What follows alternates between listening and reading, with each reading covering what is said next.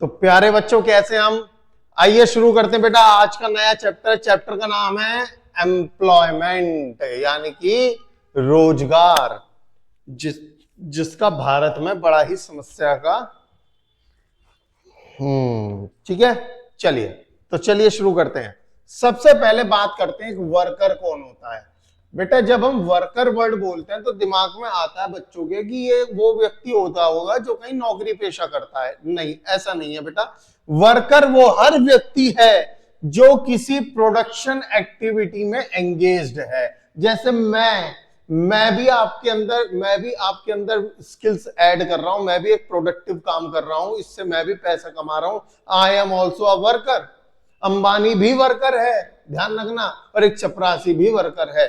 तो since production means value addition, we can also define worker as an individual who has engaged in the process of value addition, यानी जो कुछ ना कुछ value add कर रहा है वो वर्कर कहलाता है। अब आगे की बात कर लेते हैं। वर्कर कितने प्रकार के होते हैं? तो मैंने आपको बताया था, एक वो जो अपना खुद का बिजनेस कर रहा है, सेल्फ एम्प्लॉयड, और एक वो जो कहीं पे नौकरी कर रहा है। दोनों ही वर्कर हैं, समझ गए? तो आइए पढ़े self employed worker. These are the people working in their own business और प्रोफेशन, जो अपने खुद के बिजनेस, अपने खुद के प्रोफेशन में लगे हुए हैं। हायर्ड वर्कर कौन होते हैं? हायर्ड यानी कि उसको किसी ने नौकरी पे रखा हुआ है। अब नौकरी भी दो प्रकार की होती है बेटा। एक होती है परमानेंट नेचर की, जिसको मैं बोलता हूं बेटा रेगुलर वर्कर, कि आप तो जी रेगुलर पे स्केल पे हो, आपकी महीने की सैलरी फिक्स है, 50,000 रुपए महीना आपको मिलेगा। एक होता है कैजुअल वर्कर।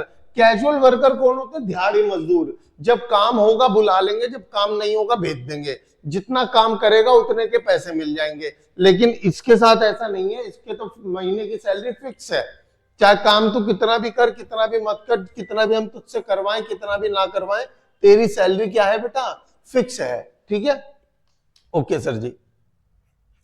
तो आओ पढ़ लो। These are like daily wagers, जिनको डेली पैसा मिलता है, not on permanent roll of the employer, permanent payroll पे नहीं होते हैं, and are not entitled to social security benefit. के इसके ऊपर एमसीक्यू बन चुका है, ध्यान से रखिएगा। ये एंटाइटल नहीं होते हैं सोशल सिक्योरिटी बेनिफिट के। सोशल सिक्योरिटी बेनिफिट का मतलब होता है इनका कोई पीएफ, प्रोविडेंट फंड या मालिक इनका इंश्योरेंस नहीं कराता है, ध्यान रखना। आप समझो ना, एक वर्कर को आप क्या कहते हो? तो दिहाड़ी मजदूर आ रहा है, उसका आप क्या प्रोविडेंट फंड पीएफ काटोगे? उसका कोई इंश्योरेंस कराओगे आप? नहीं।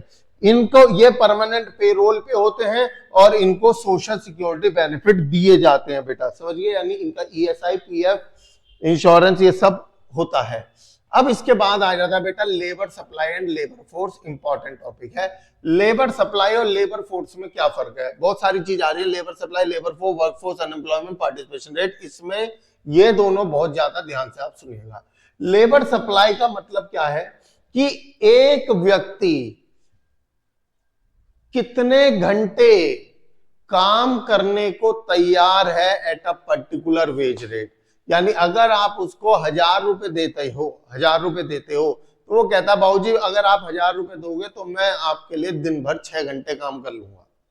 आप पैसे बढ़ाओ, मैं घंटे बढ़ा दूंगा। यानी कि लेबर सप्लाई का मतलब इंसानों से नहीं है, लेबर सप्लाई का मतलब है वो कितने घंटे काम करने को तैयार है, कितने घंटे काम करने को तैयार है। तो labour supply refers to the amount of labour. Amount of labour का यहाँ पर मतलब है कितने घंटे, कितने घंटे काम करने को तैयार है, that a worker are willing to offer corresponding to a particular wage rate. Labour force क्या होता है? On the other hand refers to the number of workers. यहाँ पे इंसानों की बात हो रही है, यहाँ पे घंटों की बात हो रही थी, या इंसानों की बात हो रही है। Number of worker actually working और विलिंग टू वर्क। ध्यान से सुनना बेटा, पहली बात तो यहाँ इंसानों की बात हो रही है, इसलिए मैंने आपके लिए इंसान बना दिए। यहाँ पे मैं आपके लिए घड़ी बना देता हूँ, यहां मैं आपके लिए बेटा घड़ी बना दी, समझ गए मेरी बात को? अब यहाँ पे दोनों प्रकार के इंसान लिए गए हैं, एक्चुअल में जो काम कर रहा है और जो विलिंग है काम करने के। यानी कि मान लो अगर आपके देश में 100 लोग हैं, 100 में से 70 लोगों के पास काम है और 30 लोगों को काम नहीं मिल पा रहा, पर वो इच्छा रखते हैं काम करने की, तो ये और ये दोनों को मिला के लेबर फोर्स बोला जाता है। इसलिए यहाँ पे दोनों वर्ड शामिल करे गए हैं, एक्चुअल वाले काम करने वाले भी और विलिंग वाले काम करने वाले भी। अब सुनो, वर्क फोर्स क्या होता है? वर्क फोर्स क्या होता है? वर्क फोर्स के अंदर सिर्फ वो लोग आएंगे बेटा, यहां लिखता हूं, वो लोग आएंगे बेटा जो एक्चुअल में काम कर रहे हैं। इसके अंदर तो दोनों आए थे लेबर फोर्स में, एक्चुअल प्लस विलिंग, यहां पे सिर्फ एक्चुअल आएंगे। इसलिए आप फॉर्मूला भी देख सकते हो, मैंने लेबर फोर्स में से कौन से वाले हटा दिए, वो वाले हटा दिए जो विलिंग वाले थे, तो आपका क्या आ गया बेटा, वर्क फोर्स आ गया। अनएम्प्लॉयमेंट कौन है, बेरोजगार कौन है, तो भैया यही तो है बेरोजगार, जो सब इच्छा रख रहे थे, काम नहीं मिल रहा था, तो इन्हीं को बेरोजगार बोलते हैं। तो देखो उसने क्या है, the above concept help the estimation of unemployment. अब देखो ये कैसे निकाला है उन्होंने, लेबर फोर्स में से, इसमें से अब की बार उन्होंने एक्चुअल वाले हटा दिए, एक्चुअल वाले हटा दे। थोड़ा कॉन्सेप्चुअली समझो, चीजें याद हो जाएंगी, रटना मत इसे। देखो लेबर फोर्स के अंदर एक्चुअल वाले भी आते हैं, वर्किंग वाले भी आते हैं, मतलब विलिंग वाले भी आते हैं। वर्क फोर्स के अंदर सिर्फ एक्चुअल वाले, यानी जो सही में काम कर रहे हैं, और अनएम्प्लॉयमेंट में सिर्फ कौन से आते हैं, जो जिनकी इच्छा है काम लेकिन नहीं मिल रहा है। ठीक है बेटा।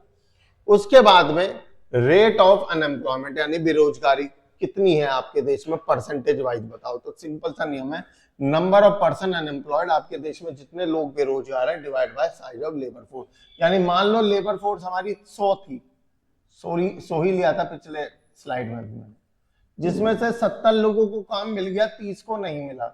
तो अब आपको पूछ रहा है कितने परसेंट लोग बेरोजगार हैं, तो बेरोजगार है 30 लोग, divide by labour force multiply by 100, it is 30%।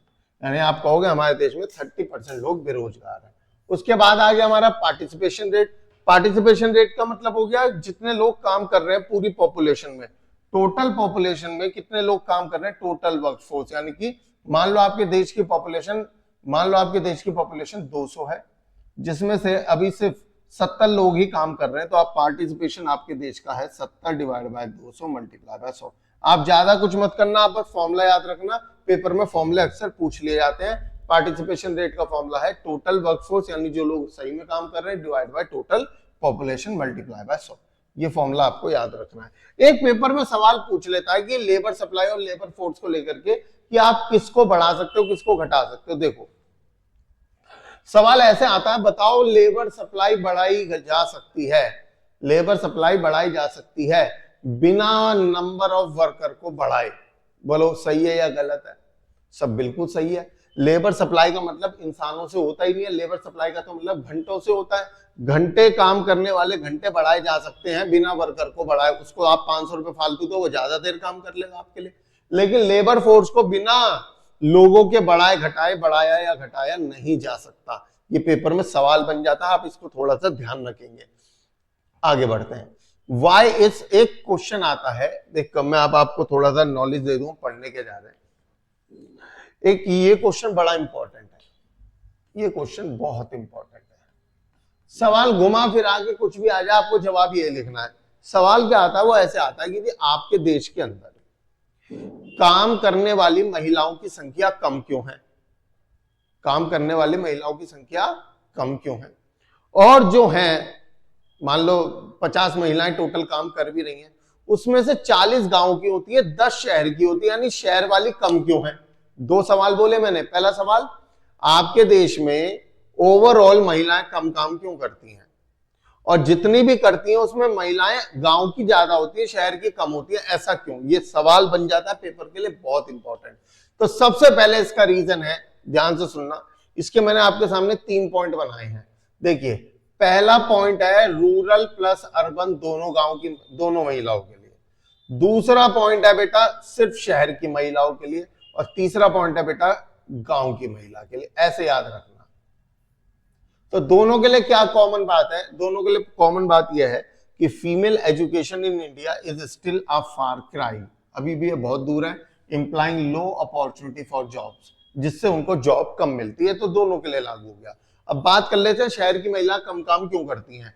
शहर की महिला कम काम इसलिए करती हैं क्योंकि आज भी वो काम करेंगी या नहीं करेंगी ये डिसीजन उनका नहीं होता, उनकी फैमिली का होता है। आदमी कहता है मैं कमा तो रहा हूं, तुझे क्या जरूरत है काम करने की, ऐसी सोच होती है। तो आइए जरा, among most family in urban area job work for women, is still governed by the family decision rather than the individual on decision. उसका खुद का डिसीजन नहीं होता, उसकी फैमिली का डिसीजन होता है। Higher employment among women in rural area is owing to wide spread rural poverty, क्योंकि गरीबी बहुत फैली हुई है इसलिए गांव की महिलाएं ज्यादा काम करती हैं। Female worker in rural area largely engage in low paid and less productive job. तो इसलिए अब भैया बिना पढ़े लिखे जब आप नौकरी पे जाओगे तो आपको लेस प्रोडक्टिव जॉब ही मिलेगी। तो ये सवाल बन जाता है कि गांव की महिला कम ज्यादा काम क्यों करती है, शहर की महिला काम कम क्यों करती हैं। तो शहर की महिलाएं इसलिए कम करती हैं क्योंकि यहाँ पे उनके नौकरी करने का अधिकार उनको नहीं दिया गया, उनकी फैमिली को दिया गया। और गांव की महिलाएं ज्यादा काम इसलिए करती हैं क्योंकि वहां पर गरीबी बहुत है, वो छोटे मोटे काम करके अपनी फैमिली की इनकम में कुछ ना कुछ एड ऑन करती हैं। समझ गए बात को। उसके बाद अब आपके देश का मैं आपको बता दूं पार्टिसिपेशन रेट बड़ा कम है। बेटा पार्टिसिपेशन का मतलब होता है मान लो एक घर के अंदर 10 लोग रहते हैं, 10 में से 2 लोग ही कमा रहे हैं, तो इसको बोलते हैं आपके देश आपके घर का पार्टिसिपेशन रेट बड़ा कम है। आपके घर में ज्यादातर लोग तो डिपेंड हैं उन 2 लोगों के ऊपर, 10 में से 8 लोग तो रोटी खा रहे हैं उन 2 लोगों की कमाई पर से, उसको बोलते हैं पार्टिसिपेशन रेट। तो पार्टिसिपेशन रेट में आपको बता दूं हिंदुस्तान का पार्टिसिपेशन रेट बड़ा कम है, बहुत कम है पार्टिसिपेशन रेट। तो ऐसे सवाल आ जाता है पार्टिसिपेशन रेट के ऊपर, तो आपको ये सब चीजें लिखनी है। मैं आपको इस चैप्टर को मैं आपको क्वेश्चन आंसर की फॉर्म में पढ़ा रहा हूं, ये आ जाए तो ये लिखना, ये आ जाए तो ये लिखना, लाइक दैट। इससे हमारे को ये समझ में आता है कि लो पार्टिसिपेशन रेट हमारे देश के अंदर है, तो इसका मतलब हमारे देश में डिपेंडेंसी रेशो ज्यादा है। सीधी बात है, पार्टिसिपेशन कम तो डिपेंडेंसी ज्यादा, सीधी, ये तो सिंपल सा गणित है। Overall rate of participation in the country is not very high, implying not many people are engaged in productive activity, production activity। चलो दूसरा आपको क्या समझ में आता है, दूसरा हमारे ये समझ में आता है, मैं आपको बता दूं, मैं आपको ज्यादातर बताऊं। देखो मान लो 100 लोग शहर में रहते हैं, 100 लोग गांव में रहते हैं, 100 लोग शहर में रहते हैं। ध्यान से सुनना, 100 में से मैं आपको बता दूं ओवरऑल यहाँ पे 80 लोग होंगे जो काम कर रहे होंगे, और यहां पे वो होंगे लगभग 60, शहर में कम। अब अगर शहर के लोग कम काम करते हैं, गांव के लोग ज्यादा काम करते हैं, ज्यादा संख्या गांव के लोगों की है काम करने में, तो कायदे में जीडीपी में योगदान गांव से ज्यादा आना चाहिए था। लेकिन ऐसा है तो नहीं, हम सबको पता है। इससे हमें क्या समझ में आया, थोड़ा समझो बातों को, समझो, ऐसा हमें खोल खोल के सोचनी पड़ेगी चीजों को। इससे हमें ये समझ में आता है कि गांव के लोग काम तो ज्यादा कर रहे हैं, मेहनत तो ज्यादा कर रहे हैं, घर के ज्यादातर लोग काम पे लगे हुए हैं, लेकिन वो ज्यादा प्रोडक्टिव काम नहीं कर रहे हैं, ज्यादा कमाई वाला काम नहीं कर रहे हैं। ना तो उनको ही घर को पूरे को फायदा मिल रहा है, ना ही देश के अंदर वो जीडीपी के अंदर योगदान दे रहे हैं। इससे हमें ये समझ में आता है वो लो प्रोडक्टिव जॉब में लगे हुए हैं। High rate of participation but low level of productivity in rural area.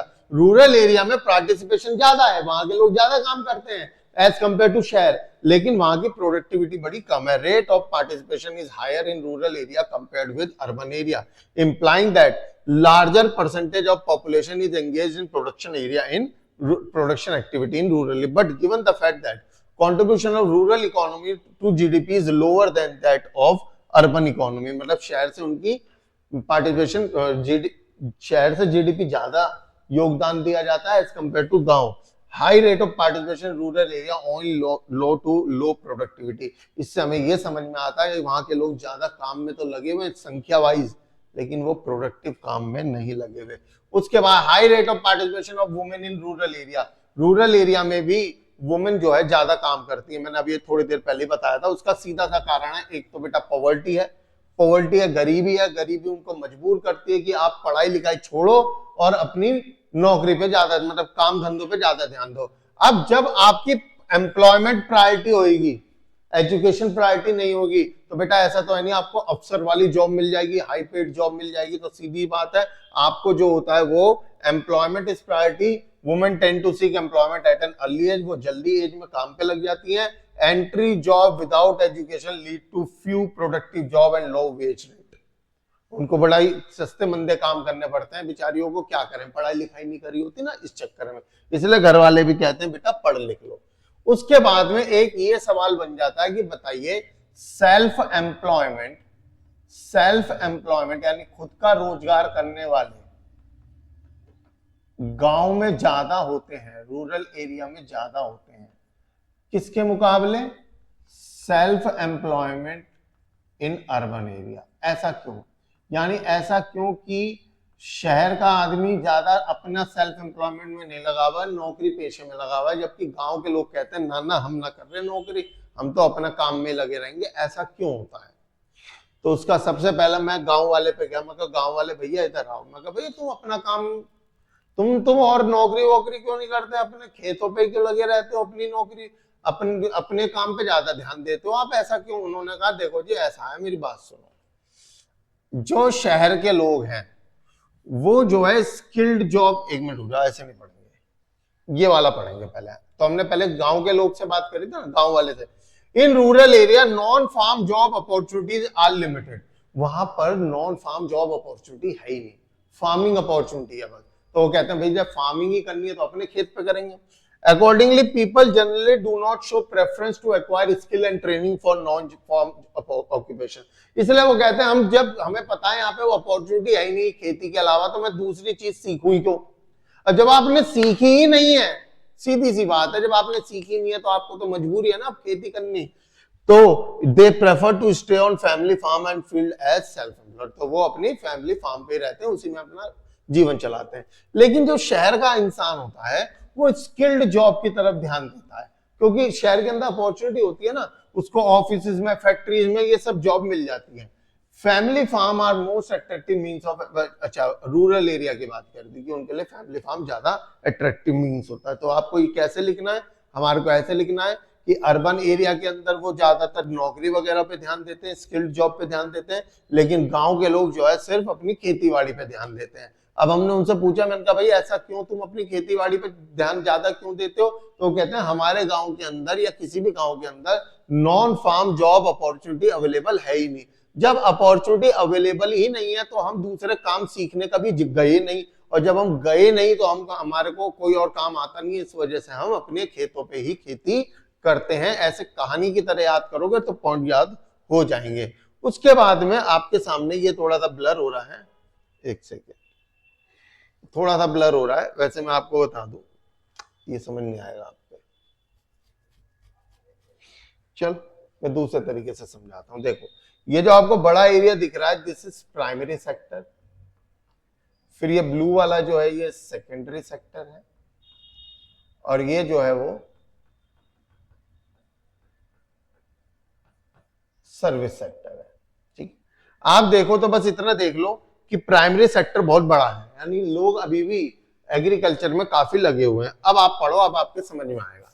Paper में ग्राफ वाले सवाल आ जाते हैं ना, तो याद रखना अगर ऐसा ऑक्यूपेशन को लेकर के ग्राफ आ जाए, ऑक्यूपेशन को लेकर के ग्राफ आ जाए कि प्राइमरी का उसमें प्राइमरी ज्यादा ही दिखेगा, तो ऐसा आपने क्या लिखना है? तो सबसे पहले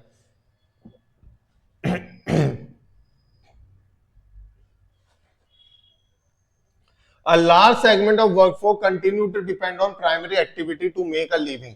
बड़ी वर्कफोर्स आज भी कहां लगी हुई है? प्राइमरी एक्टिविटी में लगी हुई है। मैंने अभी आपको दिखाया दिया था। इससे हमारे को क्या समझ में आता है? आज भी हमारी इंडियन इकोनॉमी क्या है? बैकवर्ड है, क्योंकि ज्यादातर लोग अभी भी खेतीबाड़ी में लगे हुए हैं।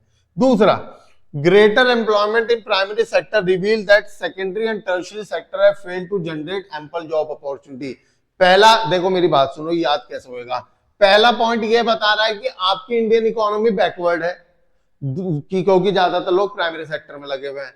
फिर उसकी दूसरी नजर से ये भी कहा गया कि प्राइमरी सेक्टर में ज्यादा लगे हुए, इसका मतलब है सेकेंडरी सेक्टर और सर्विस सेक्टर इतनी जॉब अपॉर्चुनिटी निकाल ही नहीं पा रहे हैं कि भैया लोग अपने नौकरी पे जाएं अपनी खेती बाड़ी छोड़ के। और उसके बाद में देखो, मेरी बात को समझो, अब इन दोनों में भी कंपेयर करोगे तो बेटा सर्विस सेक्टर आगे है, सेकेंडरी सेक्टर पीछे है। सेकेंडरी सेक्टर यानी इंडस्ट्री वाला सेक्टर। इससे हमें और क्या समझ में आता है? इससे हमें समझ में आता है कि पढ़ो, secondary sector lagging behind the tertiary sector point to the fact that industrialisation has failed to take off to become the leading sector of growth. आज भी हमारे देश के अंदर इंडस्ट्रियलाइजेशन लीडिंग सेक्टर नहीं बन पाया कि जो हमारे ग्रोथ में सबसे बड़ा महत्व देता हो, नहीं।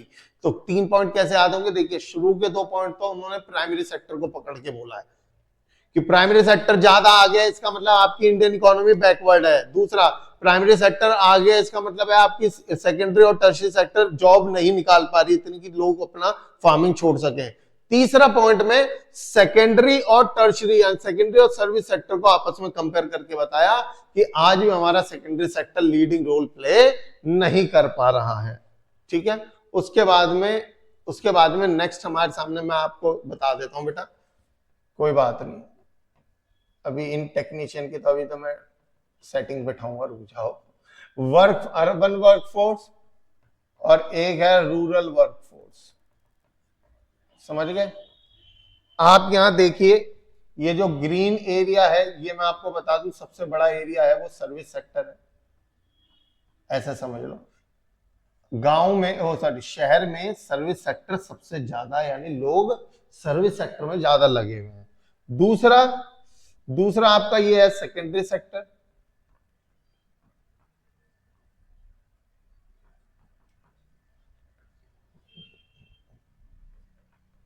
और तीसरा है प्राइमरी सेक्टर, यानी एग्रीकल्चर की फील्ड में बहुत कम लोग हैं शहर के लोग।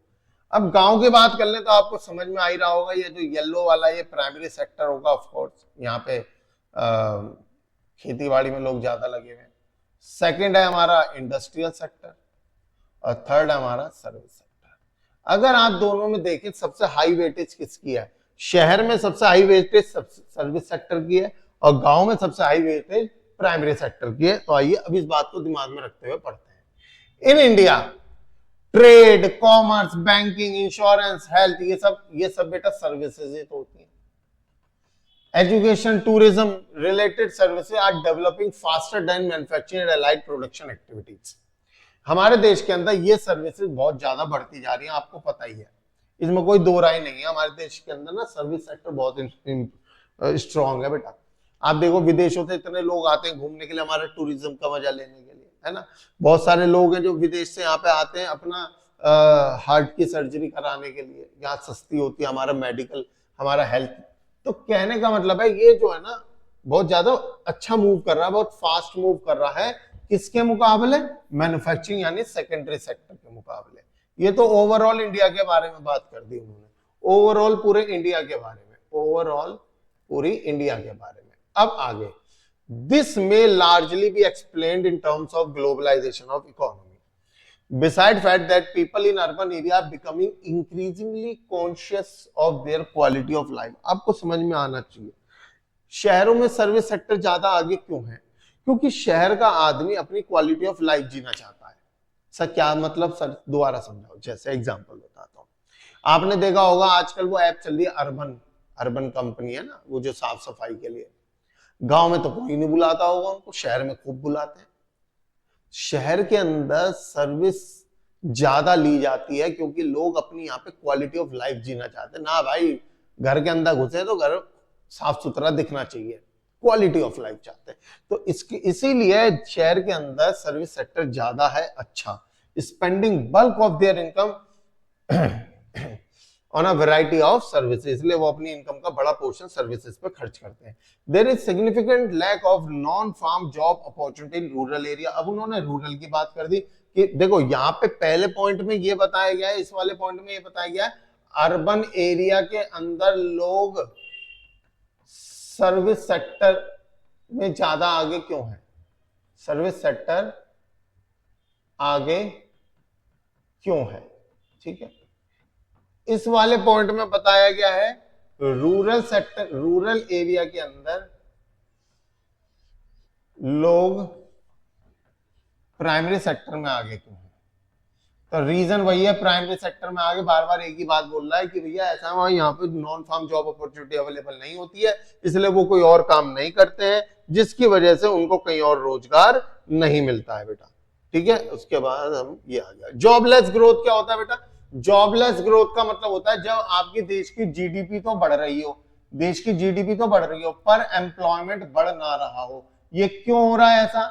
ऐसा क्यों हो रहा है? क्योंकि हमारे देश के अंदर अब जीडीपी यानी प्रोडक्शन बढ़ रहा है, वो मशीनों के थ्रू बढ़ रहा है, ना कि नौकरी देने से। तो आइए जरा पढ़ें, increase in the level of output achieved in two ways, यानी प्रोडक्शन बढ़ाने के दो तरीके होते हैं, एक तो एम्प्लॉयमेंट के थ्रू, एक टेक्नोलॉजी के थ्रू। जॉबलेस ग्रोथ का मतलब वो ग्रोथ जहां पे आउटपुट बढ़ाया गया है, लेकिन किसकी मदद से? टेक्नोलॉजी की मदद से, एम्प्लॉयमेंट की मदद से नहीं।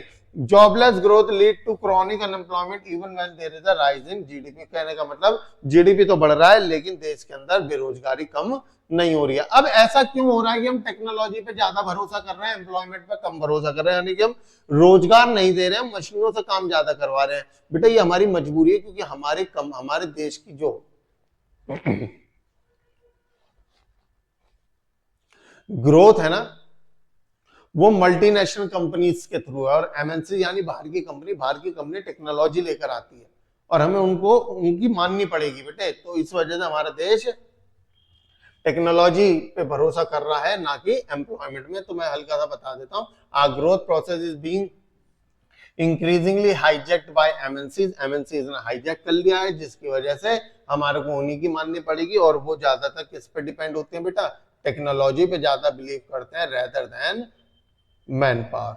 उसके बाद casualisation and informalisation important topic है बेटा। कैजुअलाइजेशन का मतलब समझिए, कैजुअल लेबर पढ़ा था ना, जो रेगुलर परमानेंट पेरोल पे नहीं होते हैं, जो परमानेंट पेरोल पे नहीं होते, दिहाड़ी मजदूर जिसको आप बोलते हैं, लेबर, दिहाड़ी मजदूर।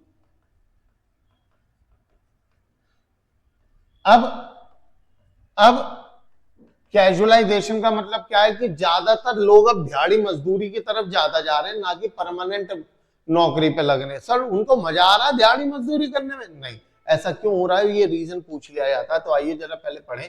Casualisation of workforce refers to a situation when the percentage of casually hired worker in the total workforce tend to rise over time। यानी कि समय के साथ टोटल वर्कफोर्स में ऐसे वर्कर्स की संख्या ज्यादा हो जाना जो कि परमानेंट नंबर पे नहीं है, वो दिहाड़ी मजदूर ज्यादा होते जा रहे हैं। ऐसा क्यों हो रहा है? Why casualisation is increasing day by day in India? तो उसमें सबसे पहला देखो, मेरी बात को समझो, ये प्रॉब्लम है। ये देखो आज अब ना गांव के लोगों को अकल आ रही है। आपको पता है सेल्फ एम्प्लॉयमेंट गांव में है। अब गांव के लोग सोच रहे हैं नहीं यार, अब इस खेती में कुछ नहीं रखा, इतना टाइम हो गया, अब कुछ कर लिया जाए। तो वो क्या करते हैं, वो शहर आ जाते हैं। अपना काम छोड़ के शहर आ रहे हैं, ज्यादातर लोग वही है जो अपना काम कर रहे हैं, वो छोड़ के यहां आ रहे हैं। मैंने अभी थोड़े देर पहले बताया था कि उन्होंने कभी नॉन फार्म जॉब अपॉर्चुनिटी पे ध्यान ही नहीं दिया, उन्होंने वो कभी कुछ और चीज सीखी ही नहीं। अब शहर में आकर के उनसे खेती तो करवाई नहीं जाएगी, अब उनसे बेटा फिर वो क्या करवाया जाएगा, उनको ना ही यहाँ पे बुला करके किसी अफसर की पोस्ट पे बिठा दिया जाएगा। इस वजह से, क्योंकि लोग वहां से ज्यादा यहाँ पे आ रहे हैं, माइग्रेट होकर के यहाँ आ रहे हैं, लेकिन उनके अंदर वो स्किल्स नहीं है कि उनको परमानेंट नौकरी मिल जाए। इस वजह से हमारे देश के अंदर दिहाड़ी मजदूर ज्यादा दिख रहे हैं एज कंपेयर टू परमानेंट पे। समझ गए मेरी बात को? तो पढ़े जरा। The bulk of self employed workforce is found in rural area.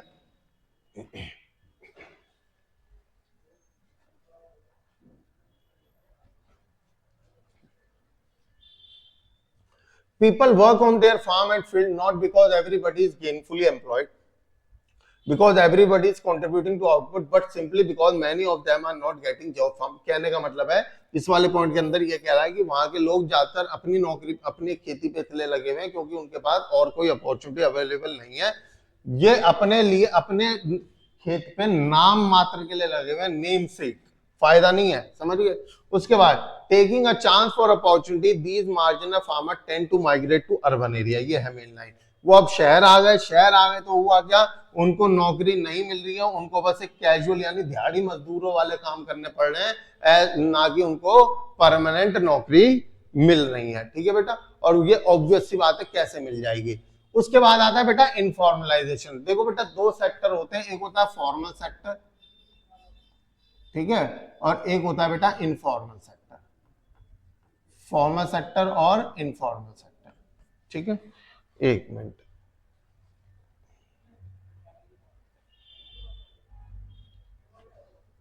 ये रहा। चल, जो व्यक्ति फॉर्मल सेक्टर में काम करता है उसको फॉर्मल वर्कर बोलते हैं, और जो व्यक्ति इनफॉर्मल सेक्टर में काम करता है उसको इनफॉर्मल वर्कर बोलते हैं बेटे। ठीक है, ओके। अब फॉर्मल सेक्टर बोलते किसको है, ध्यान से सुनना पहले मेरी बात को, एक सेकंड। मैं आपको ऐसे बताऊंगा इसको, ये तो ना यार, फॉर्मल सेक्टर बोलते किसको है? फॉर्मल सेक्टर उसको बोलते हैं जितनी भी सरकारी संस्थाएं हैं और प्राइवेट वाली भी, लेकिन प्राइवेट में कंडीशन है कि भैया 10 से ज्यादा वर्कर आपके होने चाहिए। अगर आपके यहाँ पे 10 से ज्यादा वर्कर नहीं है तो आप फॉर्मल सेक्टर नहीं हो। पब्लिक सेक्टर तो है ही फॉर्मल सेक्टर, उसमें कोई वर्कर वाली कंडीशन नहीं है, लेकिन प्राइवेट सेक्टर के लिए कंडीशन है किसकी बेटा? फॉर्मल वाली। समझ गए मेरी बात को? प्राइवेट सेक्टर के लिए कंडीशन है 10 वर्कर वाली। उसके बाद आता है इनफॉर्मल सेक्टर, किसको बोलते हैं? सीधी बात है, इसके अंदर सरकारी सेक्टर तो आएंगे नहीं, सिर्फ प्राइवेट सेक्टर आएंगे जो 10 से कम वर्कर अपने यहां हायर करते हैं। जो 10 से कम वर्कर अपने यहां हायर करेंगे वो कौन से सेक्टर कहलाएंगे? Informal sector. अब जो लोग इस सेक्टर में काम कर रहे हैं उनको बोलेंगे बेटा फॉर्मल वर्कर, और जो इस सेक्टर में काम करेंगे उनको बोलेंगे बेटा इनफॉर्मल वर्कर। इन दोनों में फर्क क्या है? देखो, इसको बहुत फायदा होते हैं फॉर्मल सेक्टर को। सबसे पहला फायदा तो सोशल सिक्योरिटी बेनिफिट, इसका पीएफ वगैरह सब मिलता है इसको। ये ट्रेड यूनियन फॉर्म कर सकता है। ट्रेड यूनियन फॉर्म करने का मतलब होता है मेरे बच्चे कि कल को अगर कोई, आपने देखा होगा लोग हड़ताल कर लेते हैं, एक सेकेंड, आपने देखा होगा कि लोग जो है हड़ताल कर देते हैं, ट्रेड यूनियन फॉर्म कर लेते हैं ना। तो फॉर्मल सेक्टर के अंदर वो पॉसिबल है, इनफॉर्मल सेक्टर में वो पॉसिबल नहीं है। पेपर में कई बार डायरेक्ट क्वेश्चन तक आ जाता है, याद रखना इस चीज को। तो सबसे पहला फायदा, या यूं कह लो फॉर्मल वर्कर जिनको सोशल सिक्योरिटी बेनिफिट मिले। दूसरा, ट्रेड यूनियन फॉर्म कर सकते हैं। इनको बहुत सारे लेबर लॉज जो सरकार ने बना रखे हैं, नियम कानून लेबर के लिए, उनसे इनको प्रोटेक्शन मिलता है। इसका जस्ट उल्टा कर दो, इनफॉर्मल हो जाएगा। इनको कोई सोशल सिक्योरिटी बेनिफिट नहीं मिलता, ये ट्रेड यूनियन फॉर्म नहीं कर सकते, इनको लेबर लॉ से भी कोई प्रोटेक्शन नहीं प्रोवाइड है। इन जो वर्कर यहाँ पे काम करते हैं उनको ऑर्गेनाइज सेक्टर यानी फॉर्मल सेक्टर के नाम से जाता है, और यहाँ पे अनऑर्गेनाइज सेक्टर यानी दूसरा नाम इसका इनफॉर्मल सेक्टर भी बोला जाता है। इंपॉर्टेंट है। अब इनफॉर्मलाइजेशन का मतलब क्या होता है? यानी कि ज्यादातर लोग अब इनफॉर्मल सेक्टर में क्यों लग रहे हैं, जबकि अभी अभी मैंने आपको बताया इनफॉर्मल सेक्टर में इतना कोई खास फायदा नहीं है, फिर भी ज्यादातर लोग इधर ही क्यों जा रहे हैं, यहां क्यों नहीं जा पा रहे? ठीक है, तो पढ़े जरा। Informalisation of workforce is defined as a situation where percentage of workforce in the formal sector tend to decline and that in informal sector tend to rise। यानी फॉर्मल सेक्टर में तो गिरने शुरू हो गए, लेकिन इनफॉर्मल सेक्टर में बढ़ने शुरू हो गए हैं लोग। ये क्यों हुआ है? ध्यान से सुनना, ये सारा का सारा लेना देना इकोनॉमिक रिफॉर्म से है। जब इकोनॉमिक रिफॉर्म नहीं था तो हमारे देश के अंदर उससे पहले पब्लिक सेक्टर यानी सरकारी सेक्टर ज्यादा था, याद करो। यानी उस समय पे प्राइवेट सेक्टर का इतना बोलबाला नहीं हुआ करता था। तो जो भी लोग काम करते थे वो सारे फॉर्मल सेक्टर में काम करते थे। आप देखना, आपके भी कोई ना कोई रिलेटिव में ऐसे होंगे जो ज्यादा पढ़े लिखे नहीं होंगे, आज तो बहुत उम्र हो गई, दादाजी टाइप हो गए, लेकिन वो कहीं ना कहीं किसी सरकारी विभाग में लगे हुए हैं। पहले सरकारी नौकरियां मिल जाती थी बड़ी आसानी से, अब तो एग्जाम होते हैं ना। खैर, मैं उस पर नहीं जाऊंगा। 91 के बाद क्या हुआ बेटा? प्राइवेटाइजेशन बढ़ना शुरू हो गया। जब प्राइवेटाइजेशन बढ़ना शुरू हो गया तो छोटी मोटी दुकानें खुलनी शुरू हो गई, बहुत सारी चीजें बढ़नी शुरू हो गई। कुल मिलाकर सरकारी सेक्टर का दबदबा कम हो गया। जब उसका ही दबदबा कम हो गया तो ऑब्वियस सी बात है लोग ज्यादातर प्राइवेट सेक्टर में नौकरी करने जाएंगे, और इस वजह से मैं कह रहा हूं इनफॉर्मलाइजेशन बढ़ना शुरू हो गया। याद रखिएगा, ये यहाँ पे देखो ईयर भी लिखा हुआ है, पेपर में आ जाए तो बता देना। इनफॉर्मलाइजेशन इकोनॉमिक रिफॉर्म की वजह से हुआ है। टाइप्स ऑफ अनएम्प्लॉयमेंट, बेरोजगारी दो प्रकार की होती है। डिस्गाइज अनएम्प्लॉयमेंट, डिस्गाइज अनएम्प्लॉयमेंट का मतलब होता है जहां पे जरूरत तो 2 लोगों की है लेकिन लगे हुए 5 लोग हैं, तो वो 5 में से जो 3 लोग हैं वो बेरोजगार ही माने जाएंगे, उनके होने ना होने से कोई फर्क नहीं पड़ता। That is called disguise unemployment. Seasonal unemployment कौन सा होता है? जो किसी सीजन में काम है, किसी सीजन में नहीं है। जैसे किसान होता है बेटा, एक सीजनल काम है, हर 12 महीने खेती तो होती नहीं है, तो कुछ टाइम तक जब तक सीजन चल रहा है वो एम्प्लॉयमेंट पे है, फिर सीजन आउट हो जाएगा तो यही सीजन उसको बेरोजगार भी कर देगा। उसके बाद एक हमारे सामने आया इंपोर्ट सब्स्टिट्यूशन।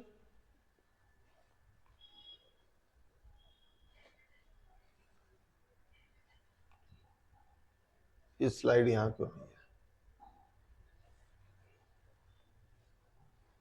चलो किसी काम की नहीं थी।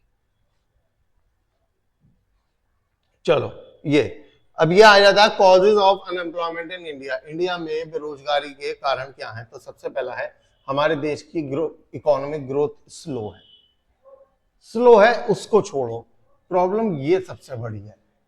देखो मेरी बात समझो, किसी घर के अंदर कमाई तो बढ़ी है 5% से और उस घर की पॉपुलेशन बढ़ गई 15% से, तो ऐसी कमाई बढ़ने से कोई फायदा है क्या? नहीं।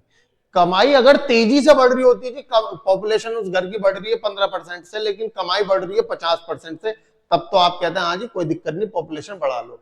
हमारे देश का इकोनॉमिक ग्रोथ तो बड़ा स्लो है, बहुत धीरे धीरे स्लो ग्रोथ है, ठीक है ना।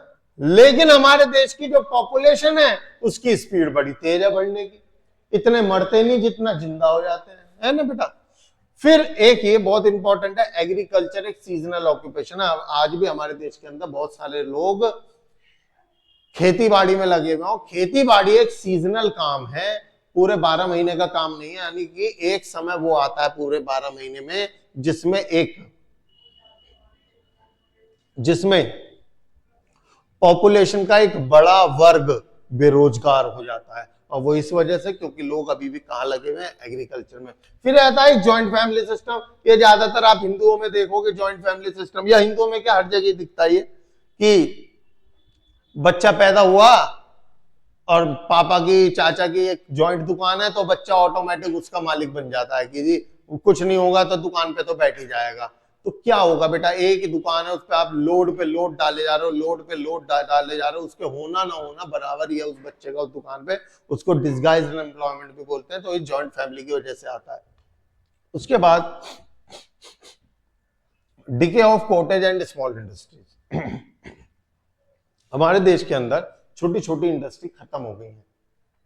जब ये छोटी इंडस्ट्रियां हुआ करती थी तो 4 लोगों को रोजगार दिया करती थी, क्योंकि आपको पता है बड़ी इंडस्ट्री तो मशीनों से काम कराएगी, छोटी इंडस्ट्री ऐसी होगी जो एक व्यक्ति अपना बिजनेस भी कर रहा है, 2 लोगों को रोजगार भी दे रहा है। अब वो क्या हो रही है? धीरे धीरे कम हो रही है। Decay of cottage and small industry during the British regime has given a big blow to the potential of self employment in India. इस पूरी लाइन का मतलब यह है कि ब्रिटिश काल से ही सेल्फ एम्प्लॉय जो स्मॉल इंडस्ट्री थी वो खत्म होनी शुरू हो गई थी। Emergence of large industry in place of small industry after independence has failed to yield employment in to the desired extent.